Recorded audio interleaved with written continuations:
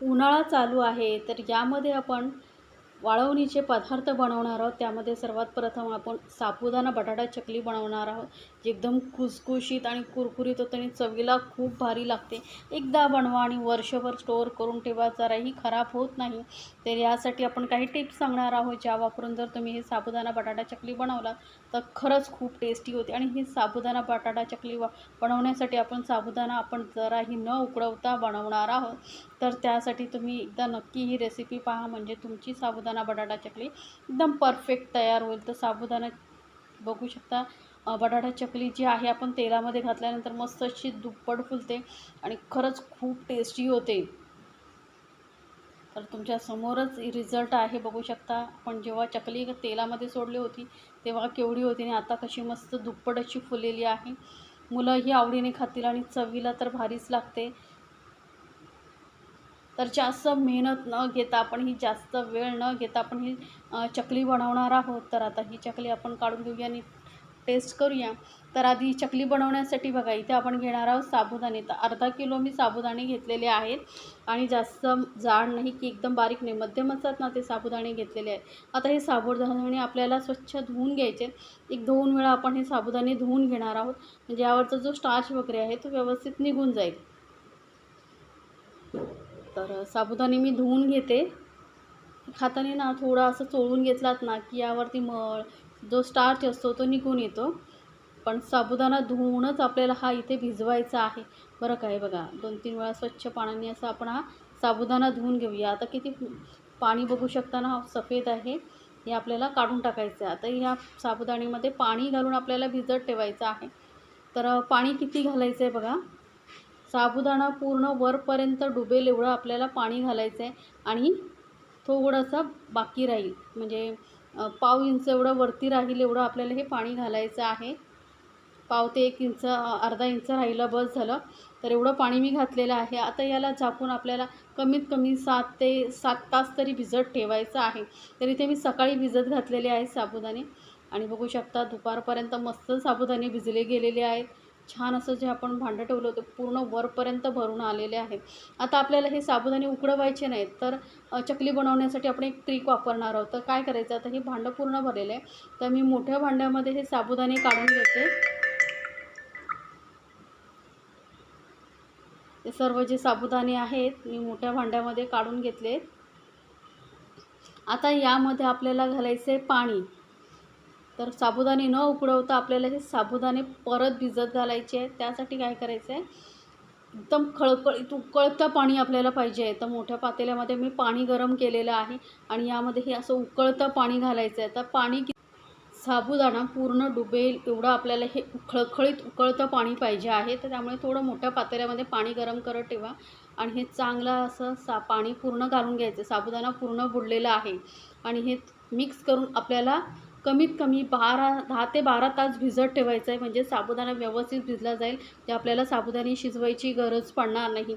या एक उकळत्या गरम पाण्यातच साबुदाणे छान असे वाफले जातील. आता याला मी 12 तास ठेवून देते. तर म्हणजे रात्रभर मी ठेवलेलं आहे. दुसऱ्या दिवशी सकाळी बघा साबुदाणे छान असे भिजले गेलेले आहेत, मस्त नरम झालेले आहेत. म्हणजे आपल्याला हे उकळवायची गरज नाही आहे. मिक्स करून घेऊया. थोडं घट्ट होतात हे साबुदाणे भिजवल्यानंतर, कारण आपण एकदम उकळत्या पाण्यात घातलेलं आहे ना, त्यामुळे हलक्या हाताने परत त्याला छान असं मोकळं करून घ्यायचं. तरी बघा साबुदाणे छान असे मोकळे करून घेतलेले आहेत. आता दुसरं महत्त्वाचं काम म्हणजे आपल्याला यामध्ये घालायचे बटाटे. तर बटाटे बघा, इथे मी 1 किलो बटाटे घेतलेले आहेत. अर्धा किलो साबुदाण्यासाठी आपल्याला 1 किलो बटाटे घ्यायचे आहेत. उकडलेले बटाटे सोलून घेतलेले आहेत. आता हे आपल्याला किसून घ्यायचे आहेत. बटाटे किसूनच घालायचे बरं का, कारण यामध्ये काय होतं, किसून घेतल्यामुळे गुठळ्या वगैरे राहत नाहीत. कारण आपल्याला चकलीमध्ये जराही गुठळ्या नको आहेत, त्यामुळे असं तुम्ही किसून घालायचं आहे बटाटा.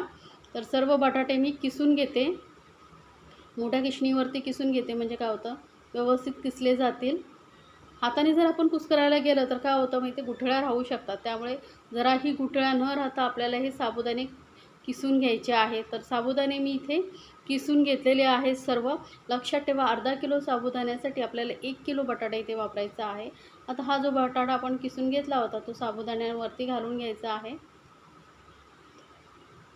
तर सर्व बटाटा मी साबुदाण्यामध्ये घालून घेतलेला आहे.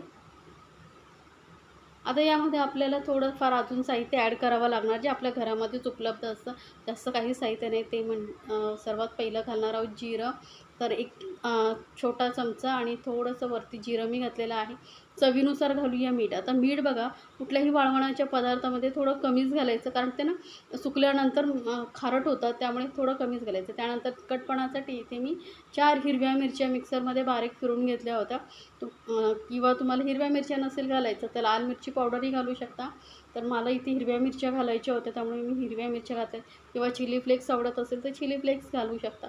पण काय होतं माहिती आहे, चिली फ्लेक्सने काय होतं, आपण जेव्हा चकली तळून खातो ना, तेव्हा कधी कधी ठसका लागण्याची शक्यता असते. त्यामुळे आपण हिरवी मिरची त्याची मिक्सरमध्ये बारीक करून घातली ना, तर टेस्टही छान येते आणि दिसायलाही सुंदर दिसतं.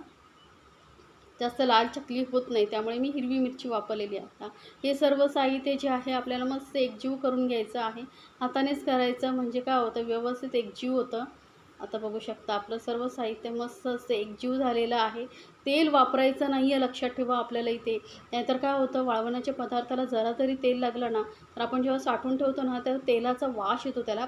त्यामुळे तेल न वापरताच आपल्याला हे बनवायचं. आता इथे मी ना, माझ्याकडे पायपिंग बॅग होती म्हणून मी घेतलेली. याऐवजी तुम्ही जे दुधाचं पॅकेट वगैरे असतं त्यामध्येही घालून तुम्ही चकल्या पाडू शकता किंवा चकलीचा साचा वापरू शकता. पण काय होतं, साबुदाणा आहे ना, कधी कधी चकलीच्या साच्यामध्ये अडकतो. त्यामुळे अशी बॅग असेल ना, जी दुधाचं पॅकेट, तेलाचं पॅकेट, त्यामध्ये तुम्ही इझिली ही चकली बनवू शकता. व्यवस्थित भरून घ्यायचं आणि जे टोक आहे ते कट करून घ्यायचं आहे. तर बघा, हे हलकं टोक कट करून घेते. याने आपल्याला चकली पाडायला सोपी पडते. बघू शकता मस्त एकसारखी अशी चकली तुमची तयार होईल. आता चकली एकदम बारीक नाही करायची, थोडं वाळवण्याच्या टायमाला थोडंसं हलकंसं जरा मोठी ठेवायची, कारण सुकल्यानंतर एकदमच मग बारीक होते. तर बघा मस्त अशी आपली चकली पाडून होतात, पटापट होतं, जास्त वेळही लागत नाही. त्यामुळे काय, जर तुम्ही एकट्याच करणार असाल ना, तर अर्धा किलोच्या करा. नाहीतर काय होईल, जास्त जर प्रमाणात बनवायला गेलात ना, तर वेळ लागेल, तुम्हालाही त्रास होईल. जर मदतीला कोणतरी असेल सोबत तर तुम्ही 1/2 किलोची एकसाथ करू शकता. पण जर एकट्याने करत असाल ना, तर मी सांगेन की अर्धा किलोची, अर्धा किलोची तुम्ही बनवून घ्या, म्हणजे तुम्हालाही जास्त प्रेशर येणार नाही. तर हे बघा, पटापट अशी चकली आपण काढून घेणार आहोत. प्लास्टिक पेपरवरती काढून घ्यायची, म्हणजे काय होतं, आपल्याला पलटायला वगैरे सोपी पडते. आता ही कडक उन्हामध्ये आपण वाळवून घेणार आहोत. ऊन नसेल तर पंख्याखाली वाळवू शकता. एक 2-3 दिवसामध्ये आपल्या ह्या चकल्या छान अशा वाळवून तयार होतात. आणि चांगल्या वाळल्या पाहिजेत, नाहीतर काय होतं, जास्त दिवस आपण स्टोअर करून ठेवू शकत नाही, खराब होतील. तर या चकल्या मी वाळवून घेते मस्त उन्हामध्ये. तर बघू शकता चकल्या आपल्या मस्त अशा उन्हामध्ये, कडकडीत उन्हामध्ये मी 3 दिवस वाळवून घेतलेल्या होत्या. चकल्या छान अशा वाळल्या गेलेल्या आहेत. या आता तुम्ही एखाद्या एअरटाईट डब्यामध्ये स्टोअर करून ठेवू शकता. जेव्हा कधी मुलांना काही खाण्याचं मन होईल तर तुम्ही झटपट तळू शकता, किंवा उपवासाच्या टायमाला तळून खाऊ शकता, कारण यामध्ये आपण असा कुठलाही पदार्थ घातलेला नाही आहे जो आपल्याला उपवासाला चालत नाही. तर या आता चकल्या मी तळून दाखवते तुम्हाला. तेल चांगलं गरम करून घ्यायचं, कडकडीत तेलामध्ये या चकल्या तळून घ्यायच्या. बघा, तेलामध्ये टाकल्या कशा मस्त फुलायला लागतात थोड्या वेळाने. गॅस एकदम मीडियमवरती केलेला आहे, बघू शकता. स्वतःहून मस्त अशा फुलायला लागतात, त्याला काहीही करायची गरज पडत नाही. पुढे पलित्याने वगैरे दाबायची काहीही गरज नाही. छान अशा फुलून येतात, दुप्पट फुलतात आणि चवीला खूप भारी लागतात या चकल्या.